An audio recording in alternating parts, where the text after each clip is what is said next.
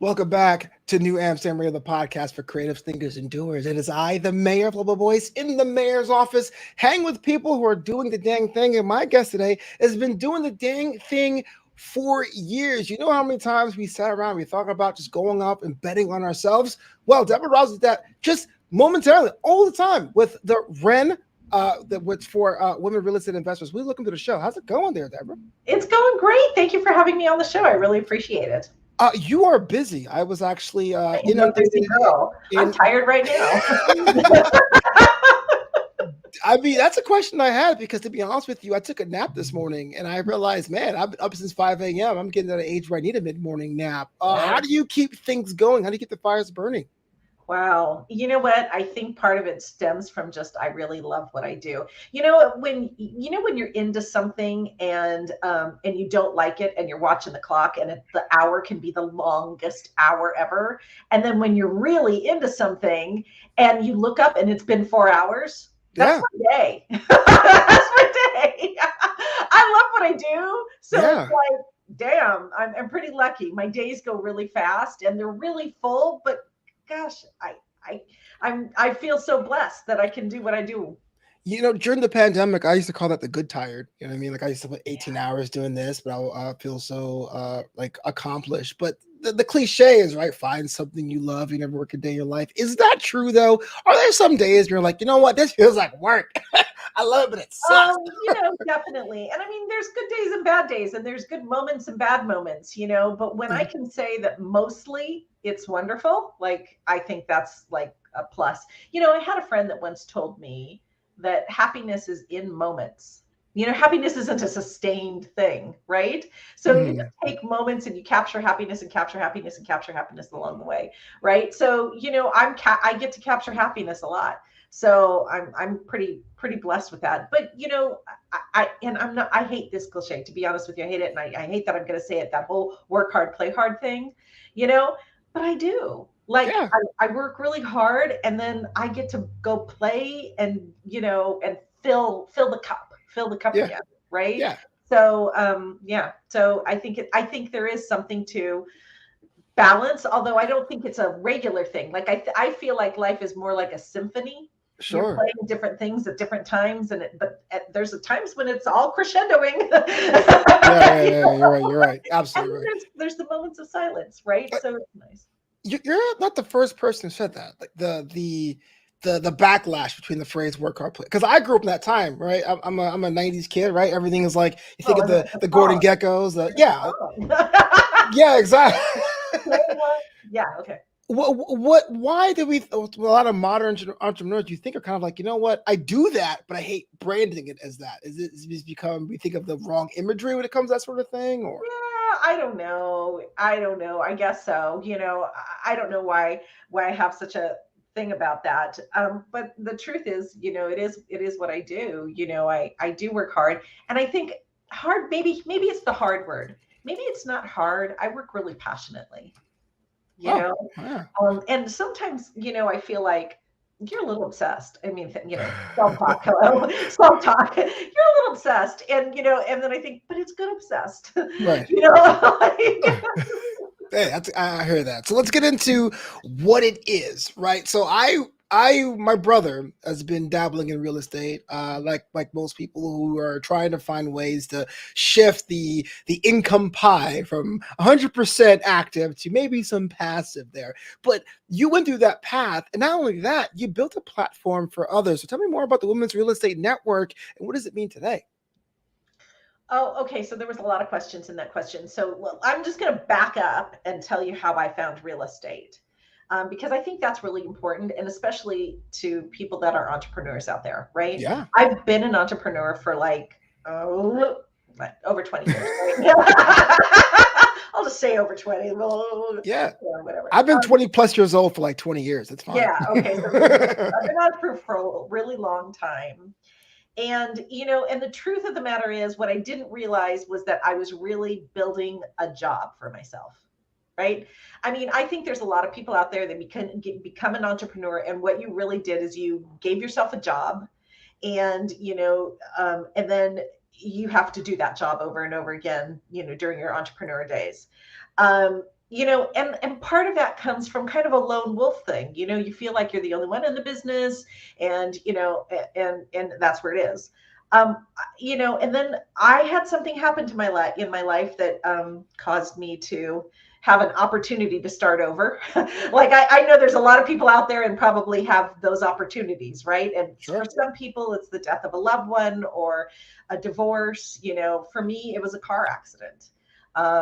About just over 13 years ago, I was in an SUV with a friend, and the tire blew and she lost control of the car. And I was in the passenger side, and we flipped. And Hmm. we flipped driver's side first. So I got the brunt of the impact. And after I was air vaced out and, hospitalized, they, stitched my head back together and told me I had a broken neck. Wow. And, it was this time for me. It took me about a year to heal, Hmm. and I couldn't work, and I was self-employed. I had my own business. I was like anybody out there who has a little, one of their own businesses, and so it really interrupted everything. And I had a lot of time to think on my hands. And really what I thought was I had a good life, don't get me wrong, but I didn't have the life I dreamt of. I Okay. I was like, what about those people that are out there talking about passive income and they're traveling the world and they have time freedoms and energy freedoms, and that's what I want to be. Right? When I started out being an entrepreneur, I think that's the idea I had in my mind, but it's not the reality of what I created, you Sure. know? Sure. And my brother, God bless him, came out and helped take care of me. And during that time, we were talking, and I was telling him, like, I want to change my life. I want to become more of a passive investor. I want to have that mailbox money, that passive income coming in, so that I can enjoy my life more, right? Hmm. And he was like, I understand that, maybe if that's what you want, you're going to have to start with your mindset. He had done a bunch of Tony Robbins work.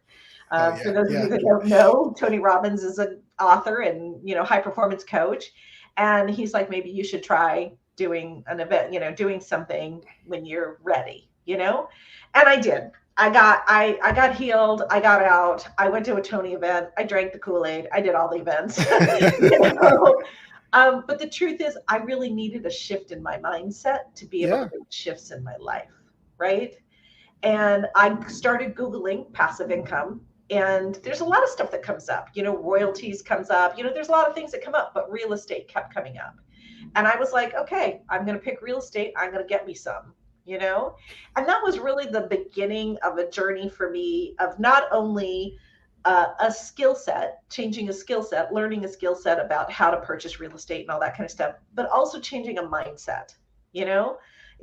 They say in real estate that it's a team sport. Well, I had been a lone wolf. I had been a solopreneur. Doing it all myself was how I did it, and it was like, oh, wow, I'm going to have to learn this new skill set. I'm going to have to learn, how to engage other people and how to partner and how to be a great partner. And, it was a whole different area of growth for me. Can I jump in here And just a quick second at the whole yeah, solopreneur life? Was it a situation where it's like I looked for help and didn't find the knowledge base because no one saw the vision, or was kind of like, well, I don't even know how to start asking people. I'm gonna go at it alone. What oh, was your things? yeah, I don't even know how to start asking people for help.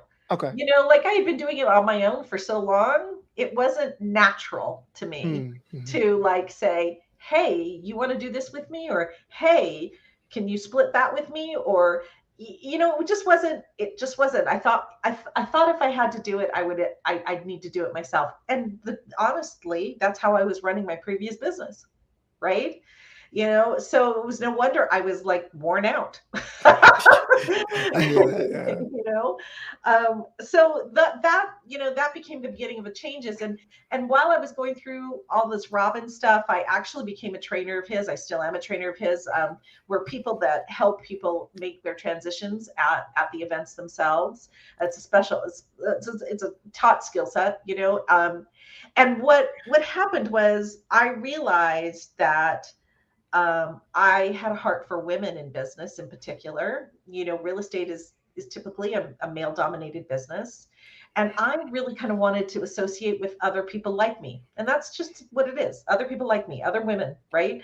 Not anything against men, nothing. Just, women think differently. I mean, you're a guy, you know that. Yeah, you're right. We think differently. We do things differently. And I wanted to associate with people that think like me and do like me. And so it was kind of a combination of my love for real estate and my love for mindset, that the Women's Real Estate Network was born, because I wanted to let women realize that they could have what they want to, Yeah. and that there are other women out there doing it. Because when you see somebody who's like you, who's out there doing what you want to do, you start to believe you can do it. Sure. So that was the beginning of it. Well, let's talk about Tony Robbins just a quick second, because actually leads to my next question. Because I was from the generation where my mom would like load in the cassettes, because it's coming like 80 cassette packs, and Tony Robbins was in my brain as a certain kind of person. Personal Power was the one that my mom had with the little like wireframe guy on the cover, And then years later, I saw I Am Not Your Guru, and I'm like, that guy sounds like Tony Robbins, but his personality to me was way more aggressive. So the question I have is that when you're making a network for other people, there must be a lot of expectations of your leadership style, but you're also working with different people with different personalities, different strengths, different weaknesses. How do you tailor that, if at all, to someone who may be interested in working with you in Ren, but may have a different skill set to provide? And I think that, it comes with how you work with anybody, and the fact of the matter is, I don't judge anyone. Like, I can't help somebody and judge them at the same time. Sure. I just can't. So, if somebody is doing something very different to me, it's really curious to me. Like, I'm like, wow, how do you do that? Why do you do that? It's not a judgment. It's more of a curiosity, and it's more, well, how, is that better or worse, or is that serving you? Is it not?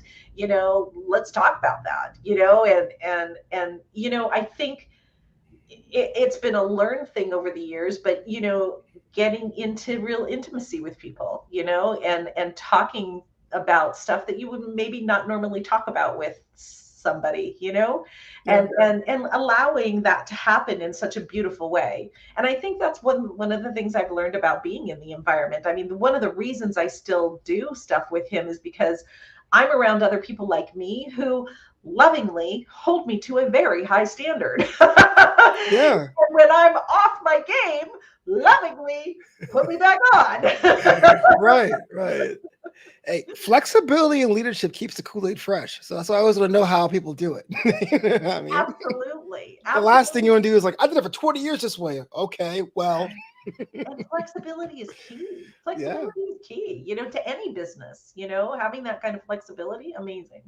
How do you build a knowledge base? Like, how do you interact with people who may know something that you don't? You just hit up the email method, you go to business events, you high five them, sudden DMs. What's Well, okay, so here's the truth. I got into that accident, and I had 2 kids in high school, and I was a single mom, and they were, I'd gone through a lot of my savings.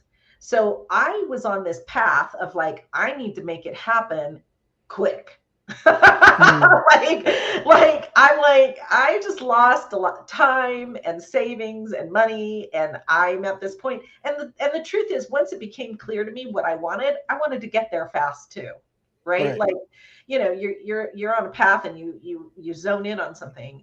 And what I learned in the Robbins realm is that if you want to do something, you align yourself with those that are doing what you want to do. And then you either partner with them or in some way try to add tremendous value to their life. Right. Yeah. And that's what I did. I aligned myself with people along the path that I tried to add tremendous value, in their life. They were adding value in my life. And then together we were going forward, and therefore it accelerated my path, Sure. So, that was my way of doing it. Can I get into the granular nature of real estate is right now? I live here in Los Angeles. Well, I live in Palms, which is across the street from Culver City. So I always say Culver City adjacent. I can look over the Sony pictures as I see right there.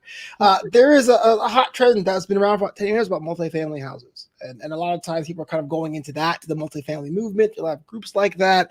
Um, what has been the appeal for newer investors in that realm to try multifamily investment, to try to dip their toes in that kind of specific kind of real estate subsection? Right. Yeah, I'm actually in multifamily myself, not in Los Angeles though, but I think for me, and I'll just give my 2 cents. I started investing.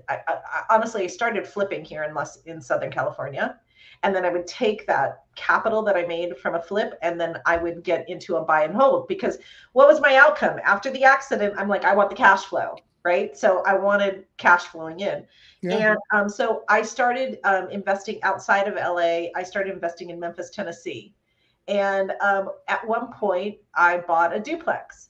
And I realized, oh, not like a single family house. When one person moves out, you're out rent, right?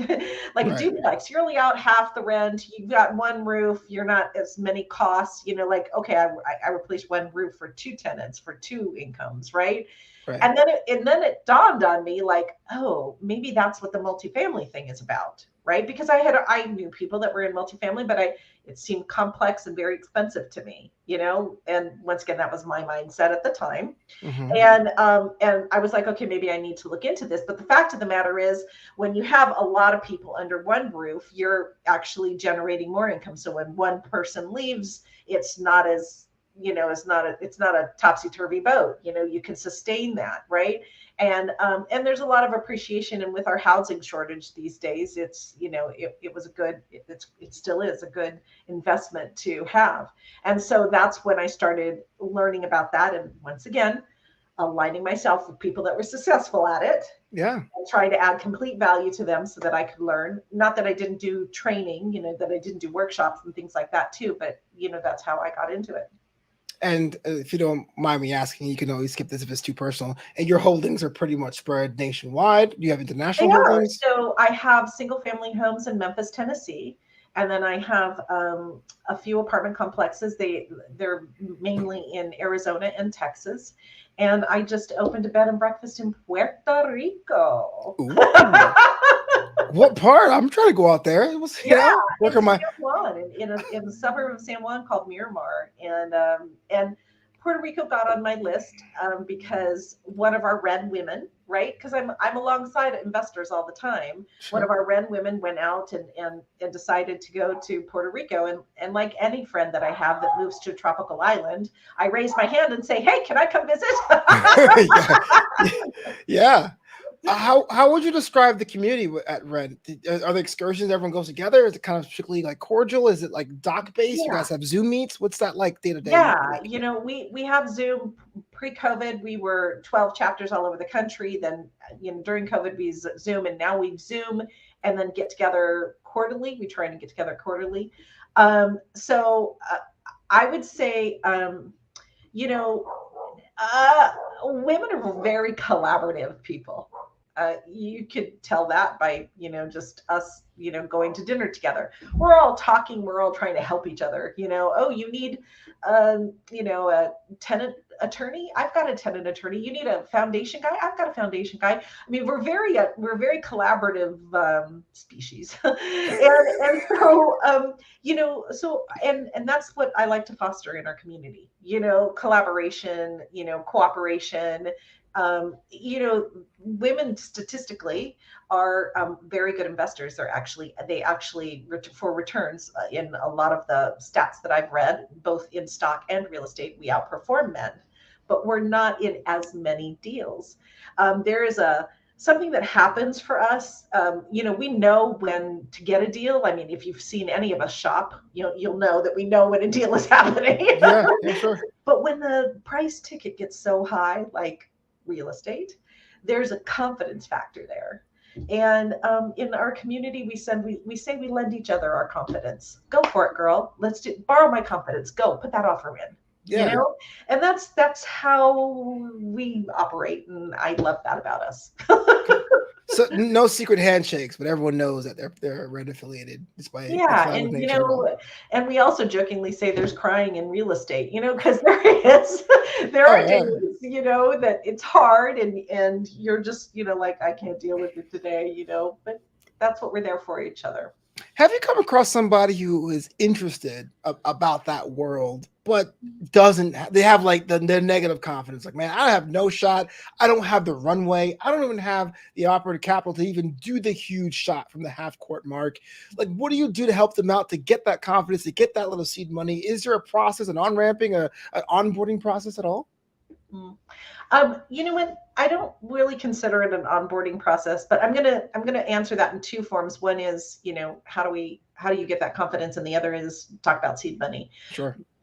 So um, I needed that confidence, and I was in REN. Obviously, I'm a founder of it, and I was going to a chapter meeting up in Seattle, and I met a woman developer, and I went up to her afterwards and I was like, wow, you don't meet any women developers, right? Like, how did you get into this? And she said, you're a flipper, right? And I said, yeah. And she said, I used to be a flipper. Developing is so much easier. And I was like, what? And we had this like, I don't know, probably an hour conversation after that. And she was telling me, like, yeah, it's all up front and this is how you do it, and blah, blah, blah, blah, blah. And here's the thing. I didn't think I could be a women developer until I met her. Like, Hmm. it just never crossed my mind. It never, that avenue wasn't open for me. Like, I Wow. never thought it was. But then I came back to LA, and next thing I know, I'm looking at things differently, and I end up becoming a developer, right? So our model was we take single family homes that were zoned for multifamily, we'd knock them down, and we build fourplexes, right? So, but I never thought I could do it until somebody like me told me I could, right? And I think that's part of what we offer other women, Sure. right? Any woman that's sitting there talking out there listening is now meeting a woman that has assets like this, right? Yeah. And I hope that makes them think maybe I could do it too, because that's what it makes me think when I meet all these women. No, I totally hear that. There's a quote from Ian Fleming, who, depending on who you ask, either wrote James Bond or Chitty Chitty Bang Bang. That said, you only live twice. Once when you're born, and once when you stare death in the face. Is that true? You would think in your lives? Yeah. Yeah. I often think that, like I was given a second chance for sure. I feel sometimes I'm on borrowed time, Yeah. and I think in that respect, I don't like to waste time. Like, I feel like maybe prior to the accident, I sat in fear a lot more than I ever do now, Yeah. you know, and, like it or not, that's what, that was the impetus for me. Shit, I could get in a car accident tomorrow and a call be gone. Might as well just balls to the wall now. Yeah, So, I had a similar situation, and I apologize to my long term listeners because I feel like I tell the story all the time. Well, I always wanted to do stand up comedy, and I had complications from a surgery where I almost bled out on my couch afterwards. I was very heavy. I lost a bunch of weight. I got the skin surgery to like put the skin back together, and oh, one of my suture lines had reopened, so I was like bleeding out everywhere, and I thought I was going to die that night.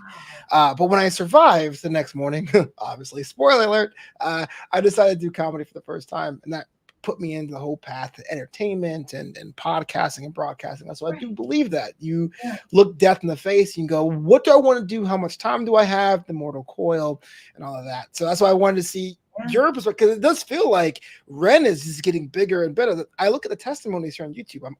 I'm pointing off screen. For those listening on the show, I'm pointing at my screen as if you can see it. But there's testimonials up and down, people who say, hey, look, this changed my life. This is something that I didn't even think about until they interacted with your organization. The question I have for you is like, is this what you consider your legacy? Why or why not? I never thought it would be. I didn't go into it thinking that. I went into it because I was wanting to surround myself with other powerful women, right? Like purely selfish, purely selfish reasons. Like the Avengers, I get it. Yeah. And then along the path, it became more. I realized, just us being around each other, how much it changed each other, and how much it had us all growing in the same direction. And I think that's a beautiful thing. And it's sometimes really hard for me to listen to those testimonials going, wow, I started that. You're kidding. Yeah. Um, Yeah. but it's true. And I love the fact that, that whatever's happened in my life has been able to impact the other people's lives too. And I hope it does. I hope it does continue. I hope there is a legacy that's born out of this. I think there is enough women that it's changed their trajectory that now it's on its own path. I don't know. Yeah, absolutely. Deborah Razo, New Amsterdam Radio. Before we get you out of here, there's a couple quick questions we have to ask all of our guests on the show. Kind of like a lightning round, kind of not. It's not a big deal. Would you be down to answer some questions? Humor me, if you will. Absolutely. Okay, so you mentioned at the beginning of the show that you try to play hard to refill your cup. What does that look like when you have a day off? Oh gosh. I like being at the beach. I like water. I like drawing. I like singing. I love comedy, so I would love to hear your I like laughing. I like enjoying friends. It's those types of things. Oh yeah, I can't draw to save my life, but everything else sounds like a good time. It's pretty bad. Don't pick me for Pictionary. It's not good. Do you have a favorite junk food, and if so, what is that? I'm from Southern California, and I gotta say tacos. Okay. I'm a sucker for any kind of taco. What's your favorite taco? What's your favorite? I don't know. Oh, don't make me choose. Like I could go hard shell, I could go soft shell, I could go fish taco, I could go, beefy carnitas. I'm a sucker for Mexican food. She's like, what's your favorite? Yes. Okay, yeah. There you go. You mentioned going to Puerto Rico. What is on your travel bucket list if you have one? Yeah.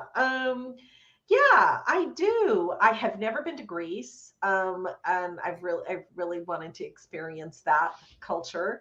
I hear Thailand is really good. I've been fortunate enough to travel a little bit, a lot over in Europe.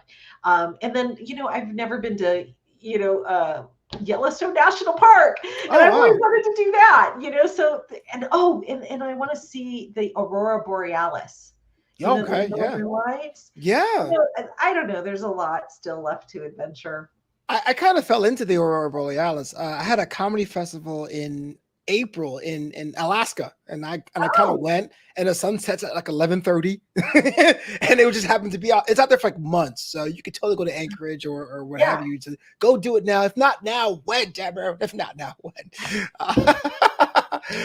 And lastly, and this could be as silly or as serious as you like it to be, what's the best gift you ever received from a coworker or a mentee or somebody you worked with? A coworker or a mentee or somebody I worked with. I'm just going to give you the first thing that popped into my mind, and that is that some of our members send me little wrens. They send me, like wren is a bird, right? Yeah. So I've got wren bookcase stands. I've got little wren stuffed animals. And it's fun. It's fun to me. Like, our little bird means something to me. So yeah, it's fun. Absolutely. Just a personal question. Are you a fan of wrens before? Or was it kind of like a backronym where you're like, oh, this means wren? Like, how did? Yeah. I was like, well, what should I call this? And I was like, Women's Real Estate Network. And I'm like, that's a mouthful. Right. I hear that. Yeah. Like WREN. Let's call it Ren for short.